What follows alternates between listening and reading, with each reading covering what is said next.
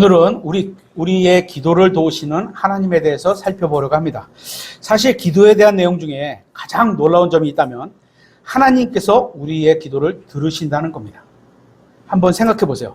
우리 주변에는 구청장, 시장, 국회의원, 대통령도 있습니다. 다 우리가 선출했잖아요. 그죠? 이분들은 우리가 투표해서 선출된 권력자들입니다.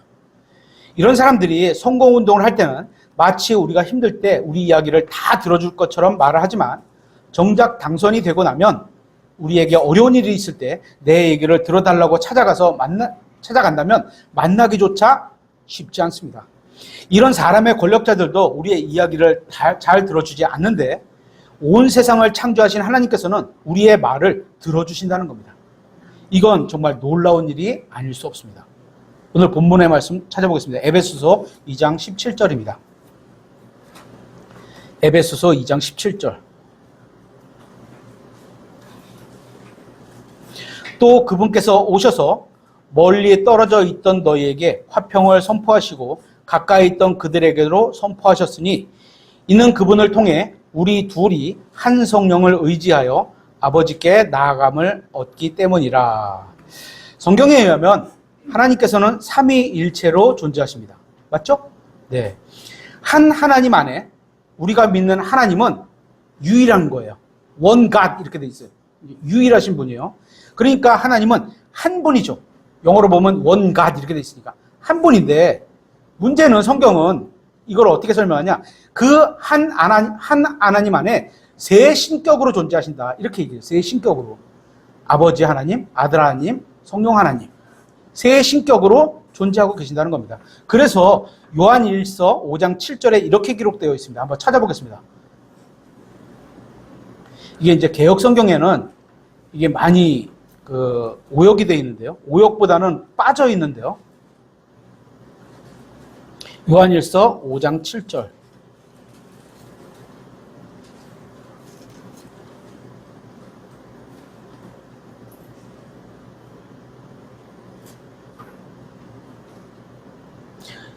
먼저 개역성 찾으셨어요? 찾으셨으면 내가 먼저 개역성경을 한번 읽어봐 드릴게요. 예. 뭐라고 되냐면 증언하는 이가 셋이니 요거밖에 없어요.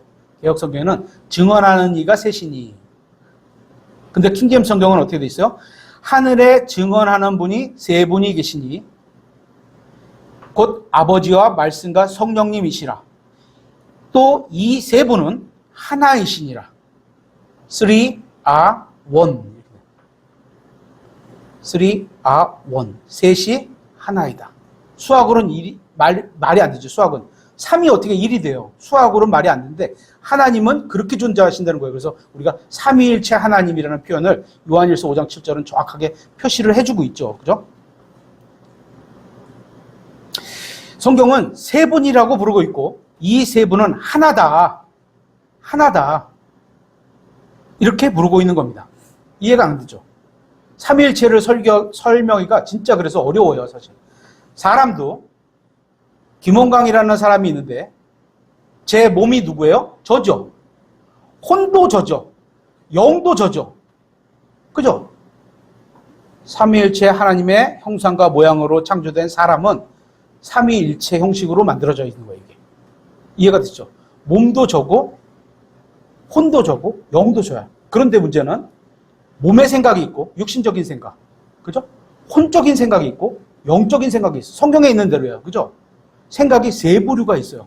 하나님은 이 셋이 하나로 일치해서 항상 생각이 똑같으신데 사람은 달라. 육신적인 생각이 있고 영적인 생각이 있고 혼이 왔다 갔다 하는 생각이 있고 이렇게 달라요, 그죠? 그러니까 어쨌거나 성경에는 셋이 존재하시는데 하나로 존재하신다 이거예요.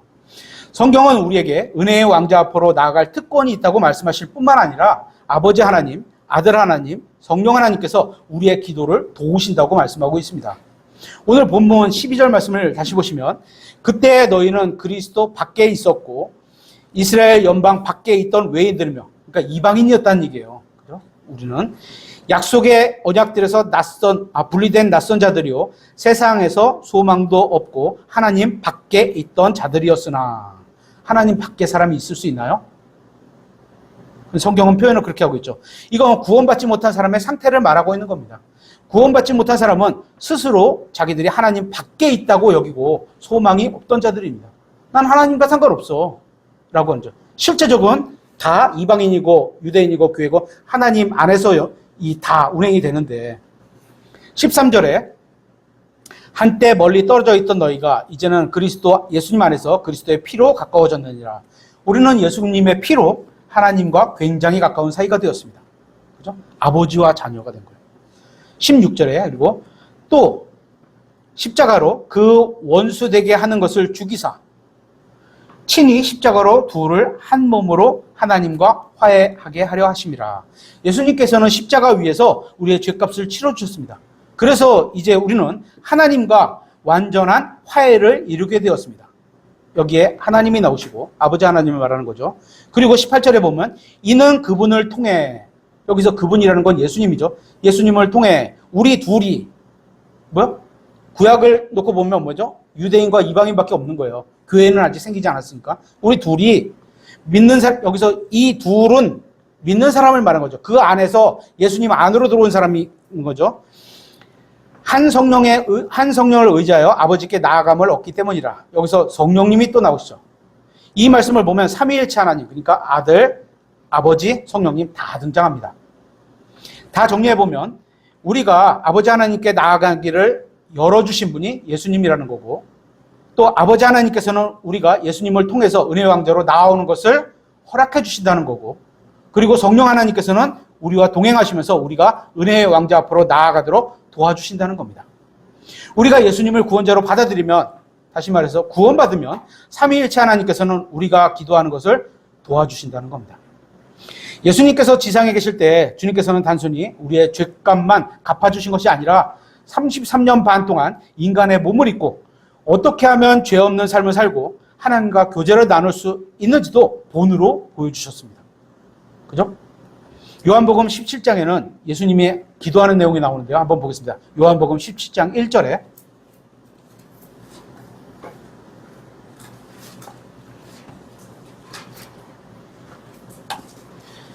요한복음 17장 1절 예수님의 기도가 나오죠. 예수님께서 이 말씀들을 하시고 눈을 들어 하늘을 향해 이르시되, 하나님을 향해 말하는 거죠. 아버지 하나님을 향해 말하는 거죠. 아버지여, 때가 왔으니 아버지의 아들을 영화롭게 하사 아버지의 아들도 아버지를 영화롭게 하도록 하옵소서. 그리고 11절을 보시면 이제 나는 세상에 더 있지 아니하오나 이들은 세상에 있고 나는 아버지께로 가오니 거룩하신 아버지여, 아버지께서 내게 주신 자들을 아버지의 이름으로 지키사 우리와 같이 그들도 하나가 되게 하옵소서. 그리고 21절에 이것은 그들이 다 하나가 되게 하려 함이니이다. 아버지여, 아버지께서 내 안에 내가 아버지 안에 있는 것 같이 그들도 우리 안에서 하나가 되게 하사. 하나라는 의미가 뭔지 아시겠죠? 그죠?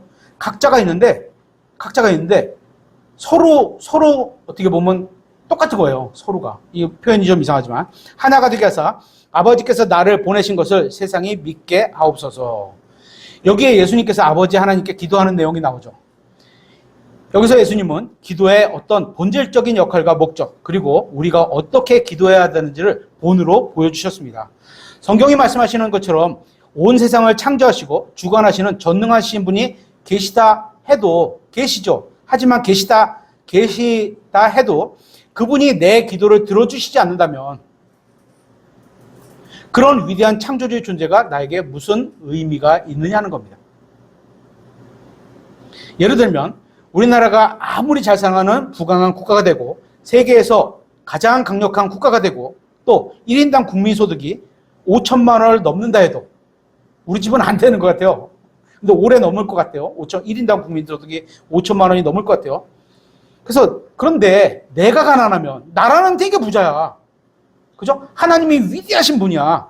그건 나하고 상관이 없어. 내가 기도하는데 듣지도 않아. 그러면 마치 우리나라가 굉장히 부자야. 그런데 내가 가난해. 그건 다른 이야기라는 겁니다.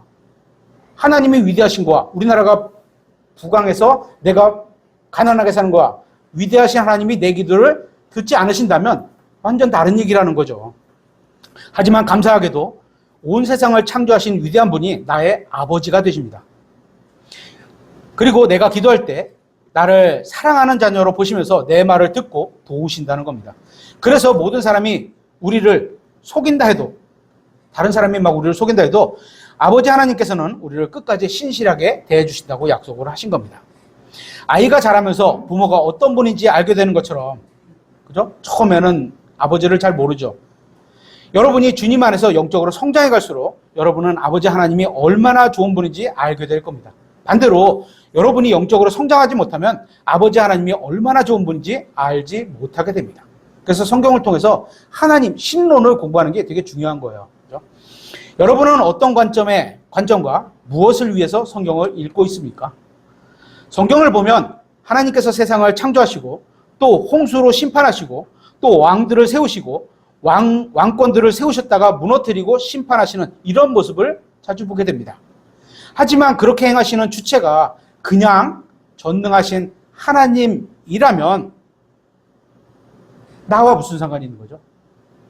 그런데 그게 아니라 나를 사랑하시는 아버지라는 관점으로 한번 성경을 읽어보십시오. 그러면 우리가 이 세상을 바라보는 관점이 완전히 달라지게 될 겁니다. 교회를 보는 관점도 그렇죠. 그냥 예수님의 이름으로 모인 거냐, 그죠?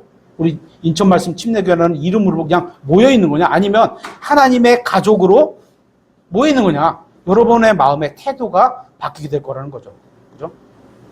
마찬가지로 우리가 기도할 때 그저 전능하신 하나님께 기도하는 것이 아니라 우리가 기도할 때 위대한 능력은 가지고 계시지만 우리에게 별 관심이 없는 분께 기도하는 것이 아니라 누구요? 우리에게 지극히 관심이 많으시고 우리를 사랑하시는 아버지께 기도하는 겁니다. 나의 모든 기도에 응답해 주실 수 있는 분, 또 나를 사랑하시는 아버지라는 겁니다. 여기에 우리의 소망이 있는 겁니다. 이런 믿음으로 기도한다면 우리는 완전히 새로운 기도의 생활을 하게 될 겁니다. 마태복음 6장 8절에 이렇게 되어 있습니다. 한번 찾아보겠습니다. 마태복음 6장 8절. 우리 흔히 이 기도를 주기도문이라고 하는데요. 그죠? 마태복음 6장 8절.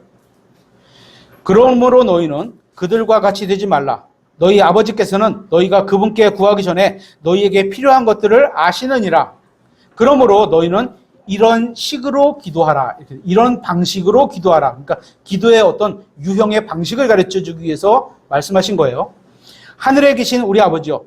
아버지의 이름이 거룩히 여겨지게 하시고. 이렇게 돼 있죠. 이 말씀은 교리적으로는 이스라엘과 직접적인 관련이 있는 말씀입니다. 그런데 이 기도에 대한 말씀을 우리에게 영적으로, 교훈적으로 적용해 보려고 합니다. 여기서 우리 아버지라는 말씀을 한번 생각해 보세요. 셋째 하늘에서 내려오시는 예수 그리스도께서는 우리의 기도가 셋째 하늘에 닿기 위해서는 아버지와 자녀의 관계에 근거해서 하나님께 간구해야 된다고 말씀하고 있는 겁니다. 우리 아버지여, 이렇게 구하고 있잖아요. 구약 성경을 보면 이스라엘은 민족 전체가 하나로, 민족 전체를 하나로, 우리는 각자 믿는 사람이 하나하나가 개별적으로 하나님의 아들들, 하나님의 자녀 이렇게 표현하지만 구약 성경을 보면 민족 전체를 하나의 자녀로 인정을 하시죠. 하나로서 하나님의 아들이 되는 겁니다. 그리고 예수님은 개인적으로 하나님의 유일한 아들이기도 하십니다. 또 신약 성경에 우리도 예수님을 통해서 개인적으로 하나님의 아들이 되는 겁니다. 그분은 진정으로 우리의 아버지가 되십니다. 맞나요? 아버지에게 기도하는 거예요. 그죠? 우리의 아버지는 하늘에 계십니다. 그분은 건물의 강단에 계시지도 않고, 그죠? 사람이 만든 전에 거하시지 않는다. 이렇게 돼 있잖아요. 어떤 형상 안에도 거하시지 않고, 이 형상은 예수 그리스도를 제외한 모든 형상에 거하지 않으시고, 휘장 뒤에 숨어 계시지도 않습니다. 우리의 아버지는 하늘에 계십니다. 그래서 10절에 이렇게 말하고 있습니다. 10절에 아버지의 왕국이 오게 하시며, 아버지라고 표현하는 거예요. 아버지의 뜻이 하늘에서와 같이 땅에서도 이루어지게 하옵소서. 아버지, 아버지. 우리 아버지는 지금 하늘에 계십니다. 하지만 계속 하늘에만 계시지는 않으시고 언젠가 이 땅 위로 오실 겁니다. 그리고 영원한 왕국을 세우실 겁니다. 성경은 이분이 우리의 아버지라고 말씀하고 있는 겁니다. 이건 정말 놀라운 일입니다. 나의 아버지가 영원한 왕국을 세우실 거다? 그죠? 얼마나 놀라운 일이에요. 하지만 언젠가 하나님의 왕국이 세워진다는 것은 솔직히 지금 현재 우리가 가지고 있는 문제를 해결해 주는 것은 아닙니다. 언젠가 왕국을 세우실 거예요, 미래에. 근데 당장 힘들어. 솔직한 얘기잖아요, 그죠? 세상에 문제 없는 사람은 없습니다. 제가 알건 모르건 우리 교회에 나오는 모든 분들이 다 문제를 가지고 있을 겁니다. 경제적인 문제, 건강상의 문제, 가족 간의 문제, 사람마다 문제거리가 다 다르긴 하지만 모두 다 문제거리를 가지고 있습니다. 그리고 주님께서 재림하시고 이 세상에 자신의 왕국을 세우시면 지금 우리를 괴롭히는 모든 문제가 다 해결될 겁니다. 언제? 미래에. 근데 지금은? 문제는 그거죠. 지금. 이건 사실입니다. 하지만 이런 사실이 지금 우리를 괴롭히는 문제를 해결해 주는 것은 아닙니다. 미래에 주님의 세우실 왕국, 그건 좋은 일인데 솔직히 그건 지금 나와의 문제는 별로 상관이 없을 수 있다는 겁니다. 생각해 보신 적 있어요? 지금 우리에게는 마음이 어둡고 힘들게 하는 고통과 고난과 문제가 될 게 너무나 많이 있습니다. 이런 모든 괴로움과 어려움에서 나를 건져주실, 또 도움을 주실 분이 필요합니다. 그런데 감사하게도 성경은 지금 우리를 도와주실 아버지가, 하나님이 계시다고 말씀하고 있는 거예요. 지금 도와주실 분. 계속해서 마태복음 6장 11절.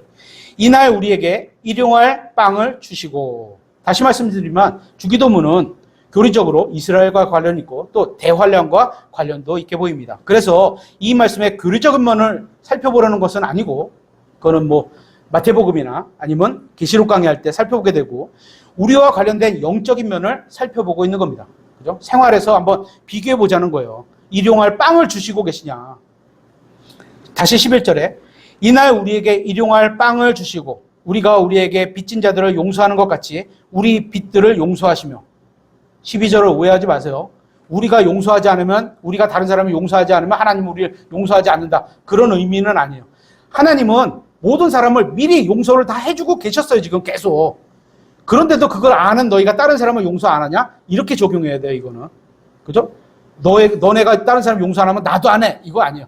하나님이 먼저 하셨기 때문에 이런 말을 하실 수 있는 거예요.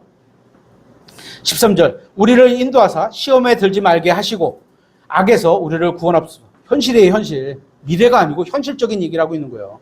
왕국과 권능과 영광이 영원토록 아버지의 것이니이다. 아멘. 우리에게 일용할 빵을 주시고.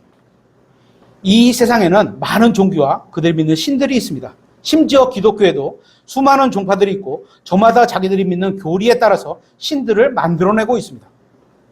그런데 제가 궁금한 것은 여러분의 하나님은 여러분에게 일용할 빵을 주시는 분인가입니다. 여러분에게는 매일 여러분을 먹이시고 개인적인 필요를 공급하시는 하나님이 있으십니까? 그거예요. 또 우리의 빚들을 용서하시며 여러분에게 여러분의 개인적인 잘못도 용서해 주시고 그래서 여러분이 개인적으로 감사를 표하는 그런 아버지가 계십니까?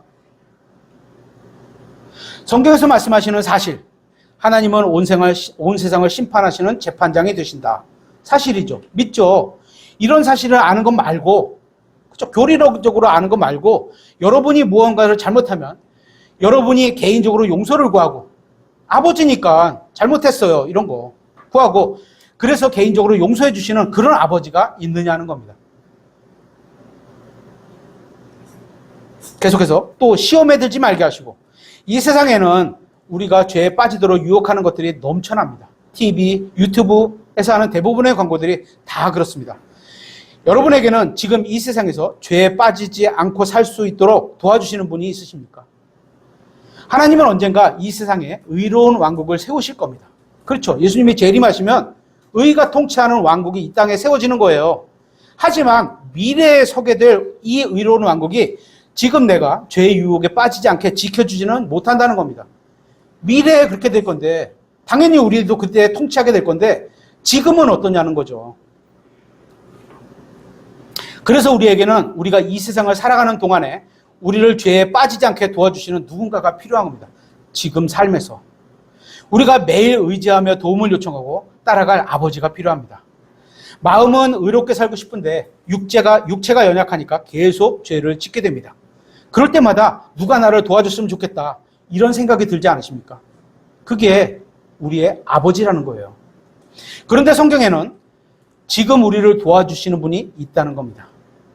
내가 모든 유혹을 물리치고 승리하며 살 수 있도록 도와주시는 분, 그분이 나의 아버지라는 겁니다. 내 아버지는 내가 매일 먹는 음식에 관심을 가지실 만큼 나를 사랑하는 분입니다. 일용할 양식을 주시고, 그죠? 자녀를 두신 부모님이라면 다 아실 겁니다. 예전에 제가 20, 30년 전쯤에 좀 많이 묵뚝뚝했습니다. 지금도 많이 그렇긴 한데요. 많이 묵뚝뚝했습니다. 그때는 사랑한다, 괜찮다, 미안하다, 뭐가 먹고 싶냐 이런 표현을 잘 쓰지 않았습니다. 그런데 요즘 아빠들은 이런 표현을 잘 사용하고 있습니다. 그만큼 자녀에 대한 관심이 있다는 겁니다. 부모인 우리가 맛있는 거 어디서 먹으면서 생각나는 게 있죠. 아, 이거 우리 자녀들을 줬으면 좋겠다. 한번 같이 와서 데리고 와서 먹었으면 좋겠다. 이런 겁니다. 마찬가지로 우리의 기도를 들으시는 아버지는 우리가 매일 먹는 음식에도 관심을 가지실 만큼, 일용할 양식에 관심을 가지실 만큼 우리를 사랑하는 분이라는 겁니다. 그리고 그분은 우리의 연약함과 실패를 아시고 또 우리를 강하게 하시고 승리할 수 있도록 도와주시는 분이라는 겁니다. 하나님이 이렇게 보이셨으니 이제껏 하지 못했더라도 이제부터라도 이런 친밀한 부모가 우리는 돼야 되겠죠. 하나님이 이렇게 보여주신 거잖아요, 우리에게. 그죠?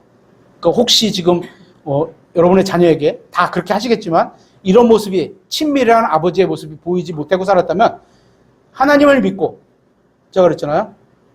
하나님의 형상, 이게 God 이미지예요. 하나님의 형상, 하나님을 투영하는 이미지라는 거예요. 우리가 하나님이 이렇게 하셨다면 우리도 그런 모습을 살아라, 이렇게 적용할 수 있는 거예요. 그죠? 이제부터라도 친밀한 부모가 되셨으면 좋겠습니다. 계속해서 13절 뒷부분에 왕국과 권능과 영광이 영원토록 아버지의 것이니이다. 주님께서는 이 세상에 영원한 왕국을 세우실 겁니다. 주님의 권능과 영광은 영원할 겁니다. 그 주님의 영광과 권능은 미래의 왕국을 세우시는 데에만 사용할 수 있는 게 아니라 지금 나를 도우시는 데도 사용할 수 있습니다. 지금 내 안에 죄의 권능을 무력화시키고 의롭게 살 수 있도록 도와주시는데도 그 영광과 권능을 사용할 수 있다는 겁니다. 미래의 왕국을 세우실 주님께서는 지금 우리의 식탁과 집안까지 자신의 권능과 영광을 가져오기를 원하시는 분입니다. 여러분 안에는 전능하신 하나님이 계신가요? 전능하신 하나님만 알아서는 안 됩니다. 그분이 내 아버지인 것도 알아야 됩니다. 여러분은 매일의 삶 속에서 그 아버지가 주시는 혜택을 실제로 누리고 있으십니까? 만약에 그렇지 못하다면 그것은 여러분의 신앙생활에 뭔가가 문제가 있는 겁니다. 이 세상에서 아이들을 가장 잘 돌볼 수 있는 존재는 그 아이의 부모라고 생각합니다. 하지만 아이들은 부모의 말을 잔소리로 여기고 부모의 조언보다는 또래의 말을 더 귀를 기울이기도 합니다. 자녀 여러분들, 여러분이 어떤 걸 선택하는 데 있어서 부모님은 살아봤기 때문에 그 결과를 알고 있고, 그래서 여러분이 좋은 선택을 하는데 조언을 줄 수 있는 분들입니다. 내가 지금 보기에는 어떤 게 더 나아 보일 수는 있겠지만, 우리 은설이가 지금 14년 살아보니까 내가 봤을 때는 이게 더 나아. 근데 아버지 어머니는 그보다도 3, 40년을 더 많이 사셨어요. 그러면서 그 젊었을 때 선택했던 거를 결과도 보고 과정도 보고 다 알았어. 그래서 그걸 하면 안 돼. 이걸 알아. 그래서 조언을 할 때 잔소리같이 얘기를 하시는 거예요. 그죠? 그 선택이 10년, 20년, 30년 후에까지 생각한다면 아버지 말을 듣는 게 훨씬 더 좋은 선택이라는 걸 알게 됩니다. 죄송합니다. 저희 삶에 저도 이제 한번 그 결혼을 실패했는데 아버지가 말했던 뭐라고 죄송합니다. 저 아내였던 분이 인격적으로 훌륭하세요. 지금도 훌륭하세요. 가끔 아이들을 통해서 제가 통화도 하고 이렇게 되는데 서로 연락도 주고받고 그러긴 하는데 훌륭한 분인데도 불구하고 어려운 상황에서 같이 헤쳐나가지를 못했어요. 제가 그만큼 믿음이 없었겠죠. 또 올바르게 살지 못했겠죠. 하지만 아버지가 선택해 주신 분이 있었어요. 이런 아내가 더 낫다. 이러는데 제가 아닙니다. 제가 좋아하는 분, 제가 원하는 분하고 결혼하겠습니다. 이렇게 갖고 막 밀어붙여서 결혼을 했거든요. 그죠? 그래서 중요한 결정을 할 때는 자기와 비슷한 친구의 또래의 조언을 따르기보다는 부모님의 조언을 듣고 결정하는 게 좋은 선택일 확률이 아주 높습니다. 여러분에게 도움이 필요하면 친구가 아니라 부모님께 연락을 하십시오. 그래야 도와줄 수가 있는 겁니다. 하늘에 계신 우리의 아버지께서도 이런 안타까운 마음으로 우리를 보고 계실 겁니다. 요즘 세대는 누군가에게 조언을 구할 때 AI에게 물어보는 세대가 되고 있습니다. AI가 세상 지식을 잘 정리해서 알려주고는 있지만 어디까지나 그건 땅에 속한 이 세상의 지식일 뿐입니다. AI의 답변이 모두 진리는 아니라는 사실입니다. 예수님이 진리이고 성경은 성경 말씀이 진리라고 말씀하고 있습니다. 그렇죠? 성경은 예수님을 믿어 구원받는 사람은 하나님의 자녀라고 말씀하고 있습니다. 우리가 진정으로 이 사실을 믿는다면 우리의 모든 것을 아시고 우리에 대해 가장 잘 아시고 우리를 잘 되기를 진심으로 바라시는 그 아버지가 하나님이시라는 겁니다. 그래서 우리는 하나님의 자녀가 누릴 수 있는 유익을 누리며 살아갈 수 있는 겁니다. 아버지가 있어요. 그리고 우리를 쳐다보시는 게 아니야. 뭘 먹고 사는지도 쳐다보고 계세요. 요한복음 14장 13절 한번 찾아보겠습니다. 요한복음 14장 13절.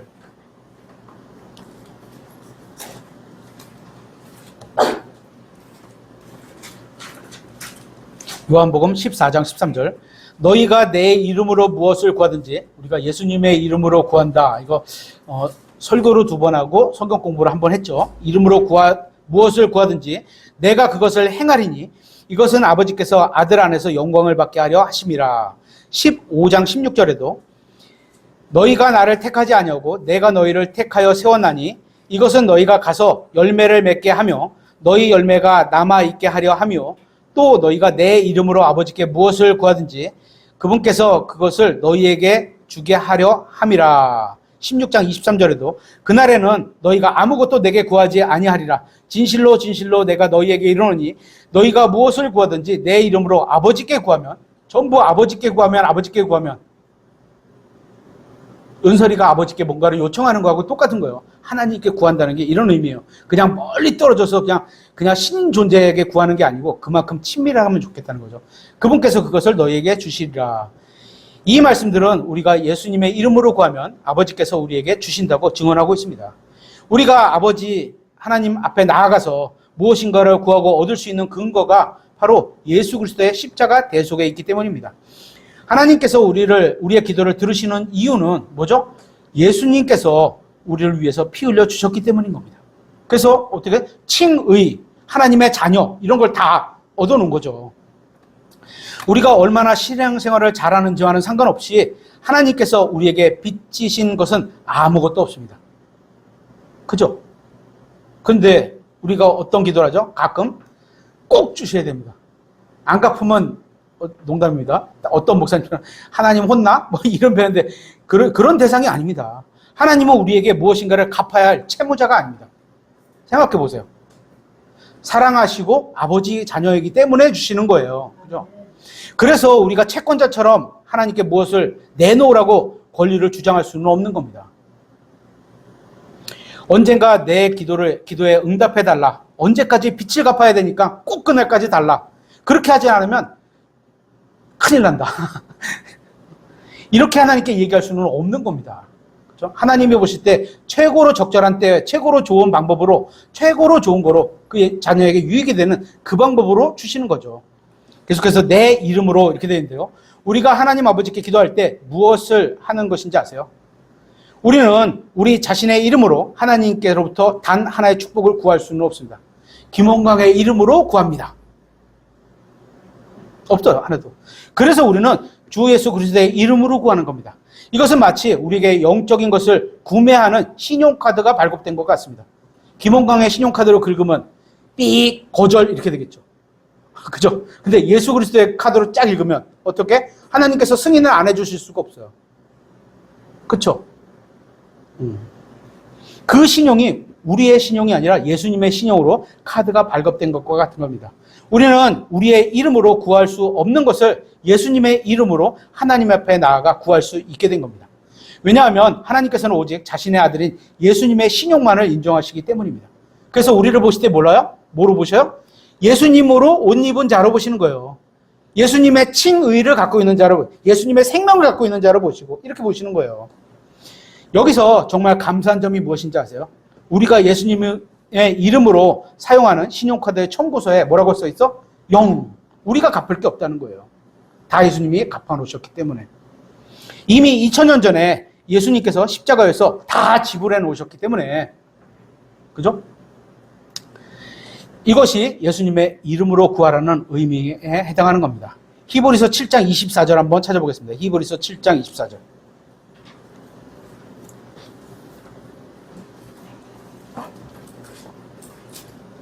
히브리서 7장 24절. 이 사람은 항상 계심으로 변할 수 없는 제사장 직분을 소유하시느니라. 그러므로 그분께서 항상 살아계셔서 그들을 위해 중보하심을 보건대. 예수님이 우리를 위해서 중보하고 계시는 거예요. 그죠? 그분은 또한 자기를 통해 하나님께 오는 자들을 끝까지 구원하실 수 있나니.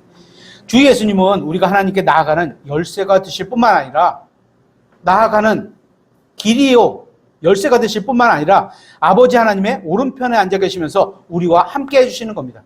그래서 우리가 하나님 앞에 나아갈 때 어떻게 해요? 이 세상에서 죄를 졌잖아요. 근데 나아갈 수 있는 건 뭐예요? 예수님께서 옆에 중보해 주시면서 어떻게 해? 아버지 십자가, 아버지 제 피 보셨잖아요. 용서됐잖아요. 이래서 받아주시는 거예요. 그죠? 우리가 은혜의 왕자 앞으로 나아가는 순간에도 예수님께서 그곳에 함께 계시다는 것이 무엇을 의미하는지 아세요? 우리에게 무엇이 필요한지 정확히 아시는 하나님, 예수님께서 우리가 필요한 요청하는 순간에 우리와 함께 요청을 함께 해주신다는 겁니다. 필요를 채우신다는 거예요. 그죠? 오전에 살펴봤지만 육신의 욕망을 채우는 게 아닙니다. 그죠? 그런데 예수님은 우리가 아는 것보다 우리를 더 정확히 아시는 분입니다. 왜요? 우리를 만드신 분이에요. 설계자예요. 설계하고 만드셨어요. 설계만 한 것만 아니고 설계하고 만드셨어요. 그러니까 얼마나 어디가 잘못되고 어디가 예를 들어서 변질되고 이런 거를 너무나 잘 아시는 거죠. 나는 나에게 무엇이 필요한지 정확히는 모릅니다. 우리 다 그렇잖아요. 정확히는 몰라요. 성경은 모른다고 그래요. 마땅히 구해야 할 바를 모른다. 성령님께서 알려주신다. 이렇게 표현하고 있잖아요. 하지만 예수님은 우리에게 무엇이 필요한지 우리보다 더 정확하게 하시는 분입니다. 그래서 우리가 은혜의 왕자 앞으로 나아가서도 우리는 혼자가 아닌 겁니다. 심판자 앞에서 딱 혼자 나가서 딱 하면 얼마나 떨리겠어요. 근데 옆에 놀라운 변호사가 딱 그 아버지 옆에 계신 거예요. 100% 승률을 갖고 계신 그분이 나를 대리로 변호해 주시는 거예요. 그러니까 담대히 나갈 수 있는 거예요. 그죠? 그렇다고 죄를 막져라 이거 아닙니다. 그죠? 그렇게 예수님께서는 우리를 은혜의 왕자로 인도해 주실 뿐만 아니라 우리에게 필요하지 않은 것을 막으시고 그건 하나님의 뜻에 어긋나 안 돼. 대신 중보가 뭐야? 하나님의 뜻은 이거니까 아버지 하나님의 뜻대로 살게 해주십시오. 이렇게 기도해 준 거죠. 오직 필요한 것들만 얻게 하실 수 있는 겁니다. 로마서 8장 34절에 이렇게 되어 있습니다. 정죄하는 자가 누구냐? 죽으신 분은 그리스도시요. 참으로 다시 일어나신 분도 그리스도신데 그분께서는 바로 하나님 오른쪽에 계시며 또한 우리를 위해 중보하시느니라. 내가 친근하게 부르는 그 아버지 옆에 나를 중보해 주시는 친구이자 주님이시자 또 뭐 있어요? 하나님이시자 또 뭐 있어요? 신랑이시자 그분이 옆에 있는 거예요. 예수님께서는 과거에 온 세상을 말씀으로 창조하셨습니다. 예수님께서 2000년 전에 십자가 위에서 모든 사람의 죄값을 다 치러주셨습니다. 그래서 이 사실을 믿음으로 받아들이는 사람에게는 예수님이 행하신 법적 행위, 말씀드렸죠. 우리나라 민법에 130조에 보면 무권 대리라는 게 있다고 그랬죠. 무권, 권리가 없는데 대리로 행사해놨어. 과거에 어떤 사람이 권리가 없는데 내 대신 뭔가를 해놨어. 근데 그거를 나중에 추후에 인정해. 법률 용어예요. 우리나라 민법 130조에 있는 법률 용어예요. 무권 대리의 추인 이거예요. 옛날에 해놓은 거를 내가 인정해서 받아들이면 인정해 줄게. 법도. 이게 진짜 법률 행위가 있는 거예요. 그냥 우리끼리 약속할 게 아니고 법에 이렇게 명시가 되어 있는 거예요. 우리나라 법에도 확실하게 근거가 있는 거예요. 그죠? 똑같은 거죠. 이걸 거부하는 사람에게는 나중에 인정만 하면 되는데 2000년 전에 예수님이 돌아가신 게 나와 무슨 상관이야? 이렇게 되면 그분이 해놓으신 게 나중에 어떻게? 추후에 인정을 하니까 내 죄가 예수님의 십자가에서 다 치러진 거야. 이게 성립이 된다, 법적으로. 이거예요. 그죠? 그 법률 효과가, 이걸 거절하면 법률 효과가 적용되지 않는 겁니다. 아무리 좋은 거라고 하더라도. 제가 조카한테 이렇게 얘기를 했어요. 한 3일 됐나? 이틀 됐나? 정확히 좀 기억이 안 나는데, 조카한테 밥 먹고 나서 물어보다가 이걸 얘기했어요. 예를 들어서, 없었습니다. 이런 일은 없어서 예를 드는 거예요. 우리 교회가 이쪽에 이제 예배당으로 이사 오고 나서, 제가 여러분들에게 약속했다고 가정합니다. 어떤 약속인가? 우리 교회에 정식으로 등록하는 분은 저쪽 식당에서 공짜로 식사를 제공하니까 말씀하시고 드시면 됩니다. 이렇게 약속했다고 가정을 해놔봐요. 근데 지금 우리 교회 이쪽으로 오고 4년 됐잖아요. 근데 새로 오셨어. 근데 제가 그때까지는 몰랐는데 제가 약속해놓은 걸 모르잖아요. 왔으니까. 근데 나중에 알았어. 그래서 그거를 저한테 청구하면 제가 들어야 돼요? 안 들어야 돼요? 들어줘야 된다는 거예요. 똑같은 거지. 예수님이 2000년 전에 돌아가셨는데 그게 나하고 무슨 상관이야가 아니고 해놓으신 일이 와 이게 나 때문에 돌아가셨구나. 이거를 인정하고 받아들이면 법적으로 성립이 된다는 거예요. 그죠? 그 법이 주는 유익을 얻을 수 있다는 겁니다. 우리는 우는 아이에게 젖듯이 법을 요청하는 사람에게만 혜택을 줍니다. 법이 있다고 여러분이 청구하지 않으면 안 줘요. 그죠? 안 줘요. 지금은 좀 제도가 바뀌어서 그냥 청구하지 않아도 지금 제도를 좀 바꾸려고 하는 것 같아. 다 나이만 되면, 혜택만 되면 무조건 주는 걸로 이렇게 하려고 그러는데 지금까지는, 아직까지는 내가 뭔가를 신청해야지만 줘요. 알아야지만 줘요. 그렇죠? 그러니까 법에 혜택을 받으려면 어떻게 해? 알고 신청을 해야 되는 거예요. 2000년 전에 예수님이 해놓은 걸 알고 이제 내가 신청을 하면 적용이 되는 거예요. 예수님께서 십자가에서 모든 사람의 죄값을 갚아주셨다는 이 법률 행위를 하셨는데 이것을 지금이라도 마음으로 받아들인 사람, 다시 말해서 적극적으로 그걸 믿는 사람, 적극적이다 그냥 아유 주면 좋고 안 주면 마라 이거 안 돼요. 적극적으로 예수님을 믿는 거예요. 그죠? 하면 그 혜택이 주어진다는 겁니다. 예수님을 거부한 사람, 즉 믿지 않는 사람은 그 대속의 혜택이 주어지지 않는 겁니다. 어떻게 모든 사람을 위해서 해놓으셨다고 성경은 써있는데 왜 이 사람은 혜택이 안 돼? 이해가 되시죠? 안 되는 거예요, 혜택이. 그렇게 예수님은 사람의 구원을 위한 일을 다 이뤄놓으셨습니다. 누구든지 할 수 있어요. 그리고 언젠가 그 예수님께서는 이 세상의 왕들의 왕으로 또 주들의 주로 다시 오셔서 왕국을 세우실 겁니다.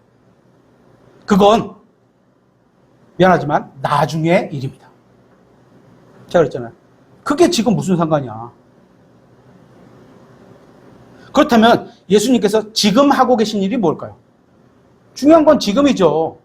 나중에 우리가 하늘에 올라가서 그리스도의 심판석에서 판결받고 내려와서 예수님 같이 재림해갖고 통치하고 이런 건 다 나중 일이에요. 하지만 지금 그건 우리가 기도하는 것을 도와주시는 일인 겁니다. 중보해 주시는 일. 그래서 우리가 기도로 하나님 아버지께 나아갈 때 우리는 홀로 나아가는 것이 아니라는 겁니다.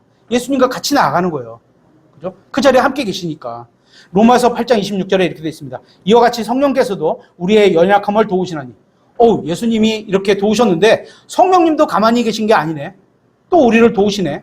우리가 마땅히 해야 할 방식대로 무엇을 위해 기도할지 알지 못해. 마땅히 뭘 구해야 될지 하나님의 뜻이 합당한 게 뭔지도 잘 몰라. 그러니까 아무거나 막 구해. 그렇게 할지라도 성령님은 하나님의 뜻에 합당한 것을 중보해 주시는 거죠. 성령님께서 말로 할 수 없는 신음으로, 이런 신음이 있어요. 친히 우리를 위해 중보하시느니라. 간혹 방언 기도가 성령님의 기도라고 얘기하는 사람들이 있습니다. 옛날에는 많았어요. 요즘은 잘 모르겠어요. 성경에는 그런 말은 없습니다. 오히려 성령님의 기도는 말로 할 수 없는 신음이라고 성경은 표현하고 있습니다. 말로는 없는 신음. 이 말의 의미는 아이들이 아프고 잘못되면 부모가 끙끙 앓고 신음하죠. 그죠? 그런 겁니다. 그렇게 성령께서는 우리를 위해 지금 신음하신다는 겁니다. 우리가 죄로 인해서 막 낑낑대고 건강하게 막 살아가야 되는데 믿음으로 살아가는데 못 살고 있을 때 자녀가 아플 때 부모가 신음하는 것처럼 성령님이 지금 그런 신음을 하고 계신다는 거죠. 왜 그럴까요?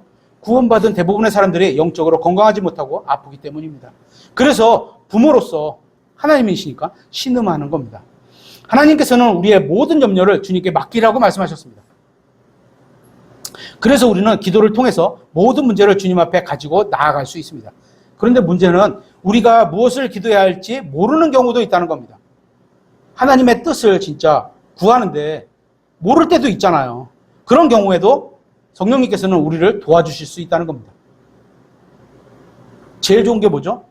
내 뜻대로 하지 마옵시고 하나님의 뜻대로 하옵소서, 이거예요. 마지막에다 성경 기도 맨 뒤에다가 우리가 막 구하는 게 하나님의 뜻에 100점이냐? 아닐 가능성이 많죠. 그죠? 100점은 아닐 가능성이 많죠. 그럴 때 어떻게?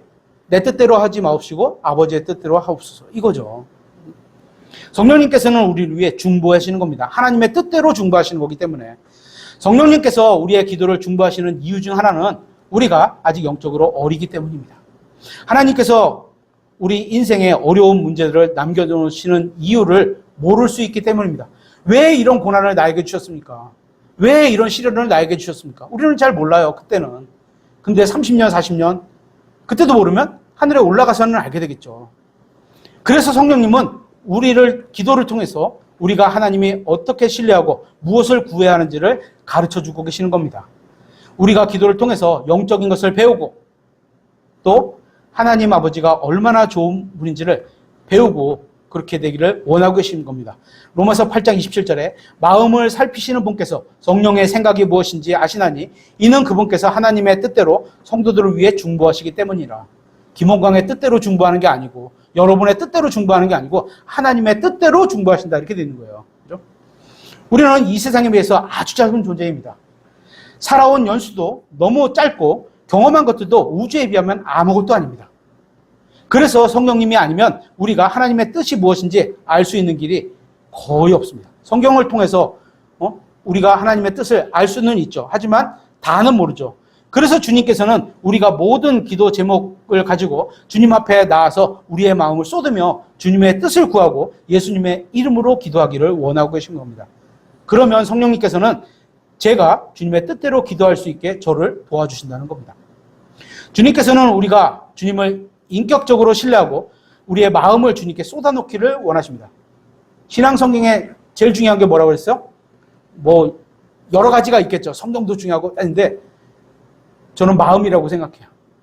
마음이라고 생각해요. 주님께서는 우리가 주님을 인격적으로 신뢰하고 우리의 마음을 주님께 쏟기를 원하십니다. 그러면 주님께서는 우리의 기도를 들으시고 응답해 주실 겁니다. 그게 네가 원하는 대로 응답은 아니겠죠. 하나님의 뜻이, 하나님이 우리를 제일 잘 아시니까 우리를 위한 하나님의 뜻대로 기도하시겠죠. 우리가 하는 기도는 마술이나 요술의 주문이 아닙니다. 뭐 이렇게 외워가지고 막 이런 주문이 아닙니다. 기도는 종교 생활의 일부도 아닙니다. 기도는 아버지와 아들과 성령님과 개인적인 교제를 나누는 겁니다. 대화하는 거예요. 성경을 읽음으로 해서 그분의 말씀을 듣고 내가 그 들은 말씀을 통해서 하나님께 말을 하고 이런 거죠. 그게 교제를 나누는 거예요. 기도는 전능하신 창조자이자 동시에 나를 사랑하시는 아버지에게 나의 마음을 쏟아놓는 겁니다. 이게 기도하는 겁니다. 그죠? 무릎 꿇고 한다든지 어쨌거나 조용한 가운데 꼭 남이 보지 않아도 됩니다. 보면 게 더 나쁠 수도 있죠. 그죠? 무릎 꿇고 기도하는 거죠. 그래서 막 울 수도 있고, 그죠? 때를 쓸 수도 있고, 개인적인데 아버지인데 뭐 두려울 게 뭐 있습니까? 그래서 예배당 저희는 공개되어 있어요. 언제든지 오셔서 에어컨 트시고 기도하실 수 있습니다. 그죠? 이처럼 우리가 기도할 때 하나님께서 삼위일체 하나님께서 우리를 도와주고 계신 겁니다. 그리고 우리를 하나님께서 원하시는 가장 좋은 길로 인도해 주시는 분입니다. 오늘 내용을 마치도록 하겠습니다. 기도하시겠습니다.